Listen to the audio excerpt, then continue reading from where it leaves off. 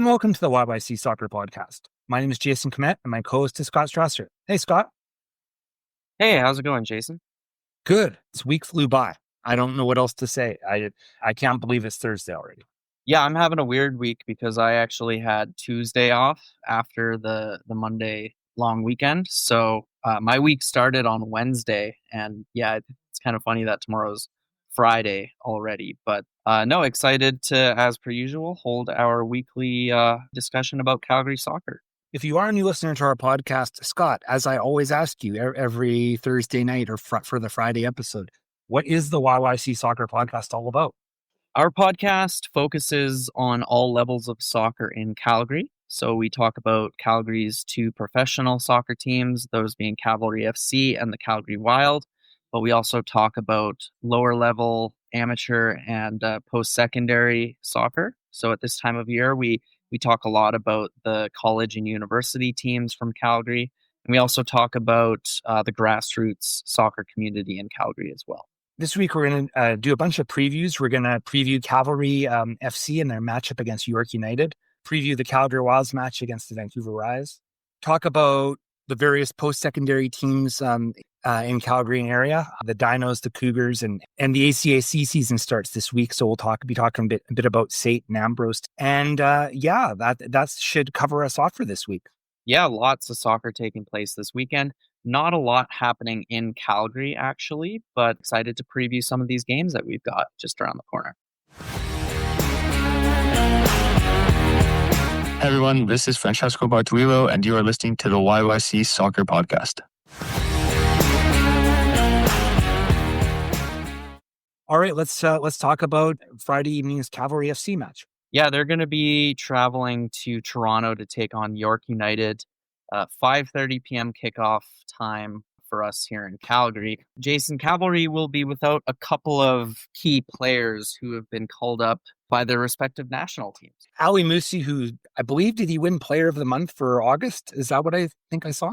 I did not see that, but it wouldn't surprise me because he did have some really good games. Anyway, Ali Musi has been playing really well, and he's joining Somalia. His first match is Friday against Guinea, and then on Monday, Somalia plays Uganda in World Cup qualifying. So he won't be around for this one. I'm presuming he'll be back for next week, although I'm guessing Calgary to Uganda and back is a bit of a tough trip to make. I have a feeling you have to probably make a few connections and stuff.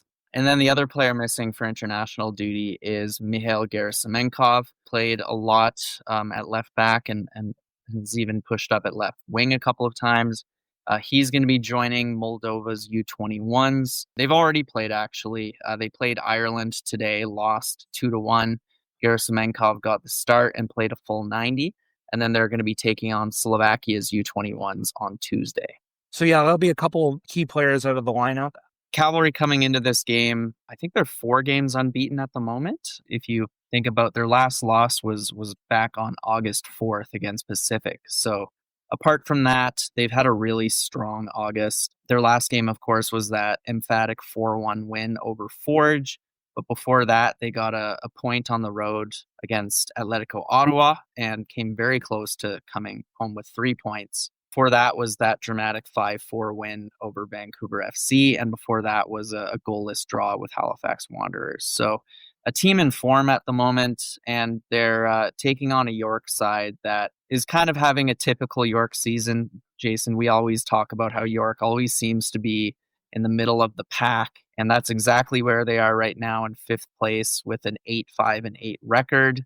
Just 1 win in their last 5, and they are coming off a pretty demoralizing 4-0 loss to Halifax, which is the team right next to them at the table. Hard to know what York side is going to come out on Friday, but this is a team that beat Cavalry the last time they played each other back in July at Spruce Meadows. When you pulled up the stat about them only winning 1 in their last 5, I didn't actually realize that they had won so few games lately, because I guess maybe it's because their position in the table really hasn't changed much. It's been pretty consistently in the middle, and they haven't really gone up or down at this point. These games against York, they always seem to be kind of ugly. every time they play, it seems like it's more like a street fight than a soccer match sometimes. They always seem to produce a lot of fouls, a lot of stoppages, a lot of injury time. So not really expecting a classic, but Cavalry has been in these crazy games lately, right? 9 goals just a few games ago, 5 goals last week, 4 goals in their game against Ottawa. So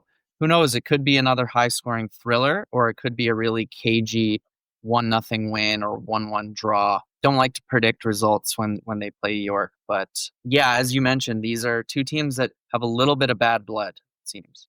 So it really feels like we know which teams are going to be competing in the CPL playoffs, but there's only 4 points separating Cavalry in 3rd and York in 5th, with Halifax in between them. So there could be some jostling in those 3 positions. And yeah, this is a match week that we could really start to see what the most likely scenario for the playoffs is going to be, because a win for Cavalry, and depending on how Halifax does this match week, that could really pull Cavalry away from the pack a little bit.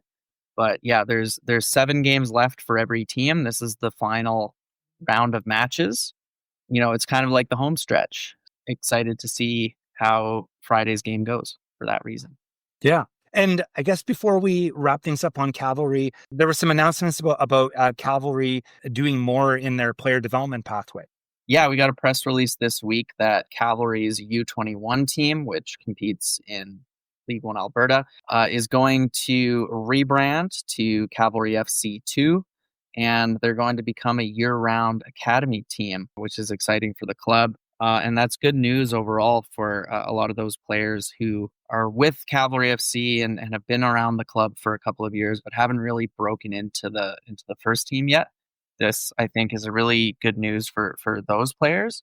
And it's good for, the players coming up who are maybe 16, 17 years old, who are going to be around a professional environment for more than just the spring and summer months. An example of another success story in that pathway, James McGlinchey, who was the captain of Cavalry U21 this year. He just signed a pro deal with the Cavs under that exceptional young player designation. Yeah, he would be. Is he the 2nd or 3rd exceptional young player? We know that Chanda was the first one last year, was he not?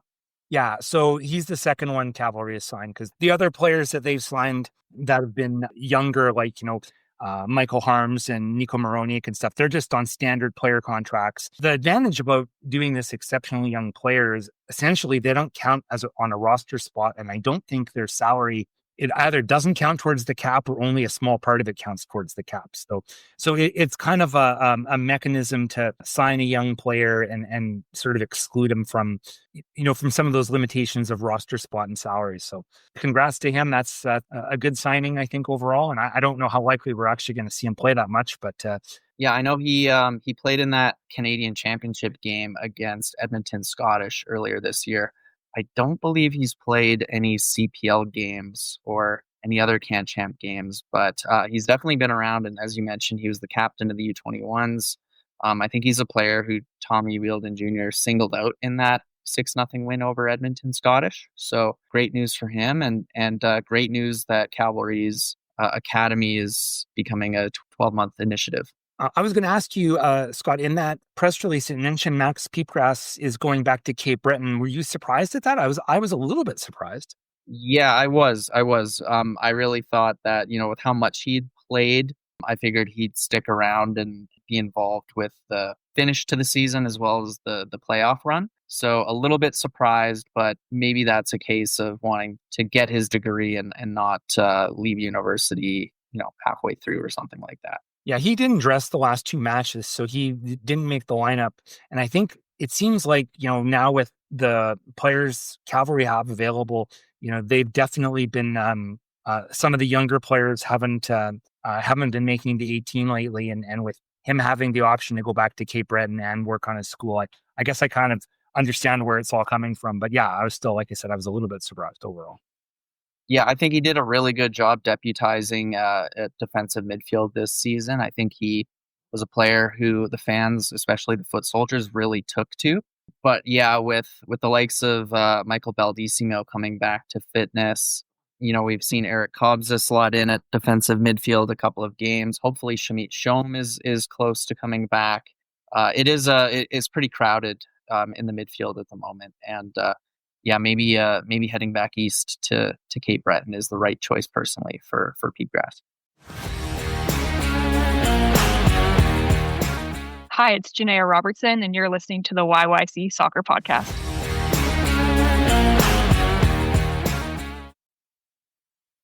So segueing over to talk about the Calgary Wild, they're going to be back in Vancouver this weekend to take on the Vancouver Rise, who are arguably the most informed team in the Northern Super League at the moment.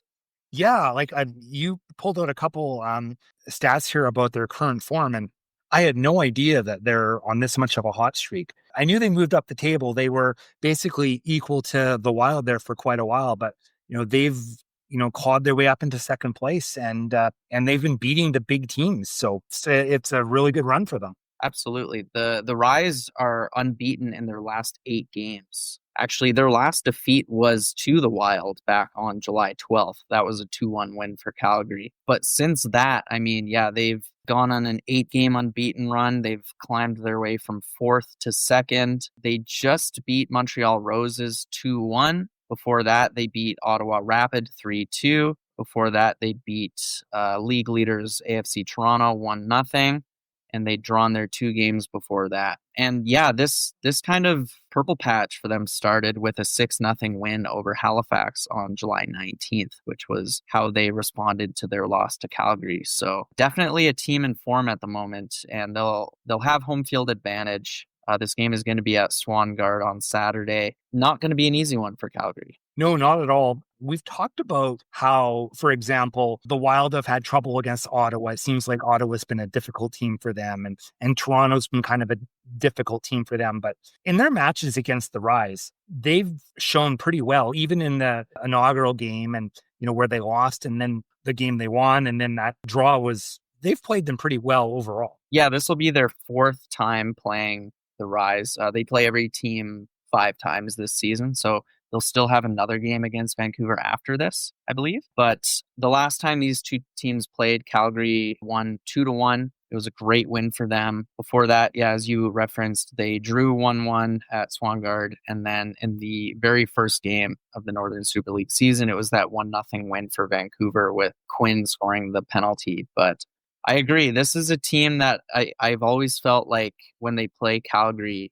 it's a very neck and neck kind of game that either team could win. So despite this run of form that Vancouver's on, I think Calgary just needs to go into this game with the confidence that they can escape with 3 points if they play their best. And hopefully they're going to have a couple players back from injury. Last week, Janaea Robertson and Mike Rolfsson came off the bench as substitutes. But hopefully they can get more players back. I'm going to make a call here, Scott. The Wild have a whole bunch of BC natives on their team. And, they've got Janaea Robertson and Danielle Steer and Christy Gray and Catherine Harvey as well. I might be missing some others. They've got a bunch of players with really strong BC connections. I have a feeling that one of those players is going to put on a show in their hometown this weekend. I'm not sure why I got that feeling, but I just think that we're gonna see that somehow. Yeah, I'd really like to see Janaea Robertson score again. She obviously has bagged a couple for the Wild, and for her to score in front of friends and family at home would be great. And feel like she's due for a goal because obviously she missed some games with injury, but feel like it's been a bit of a long goalless stretch for her. Hi, this is Natalie Gervitz, and you're listening to YYC Soccer Podcast.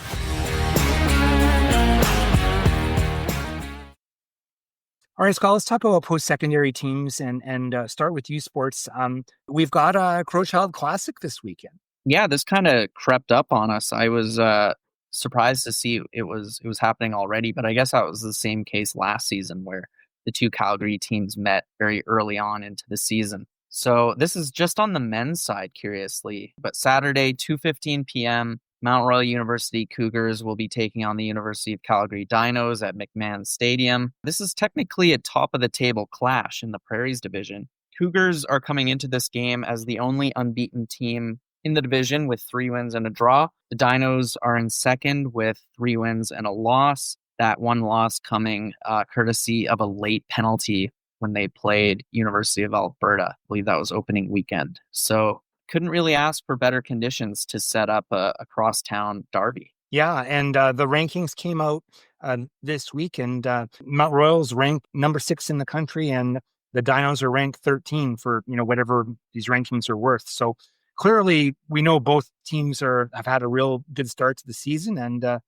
another edition of the Crowchild Classic in a very large venue this year. Looks like we're going to be seeing a lot more Dinos games at McMahon this year. Yeah, that's what we've heard from them, that their dinosaur field is not up to scruff at the moment. But, Crowchild Classic, lots of storylines. Last year when we talked about these games between these two schools, we focused on the coaching rivalry, considering that Ramon Mifflin, the Dinos' second season head coach, spent a lot of time with the Mount Royal University Cougars program as an assistant. So every time these two teams play, it's a case of Ramon Mifflin going up against his former colleague, Ryan Jackie. And there's other connections as well. Moel Gandor, an assistant coach for the Dinos, was a star player for the Cougars for his entire U Sports season. So he has switched colors as well. Lots of rivalry connections and things like that. And with the League One system now in play, this is just another opportunity for players to play against players who they're very familiar with.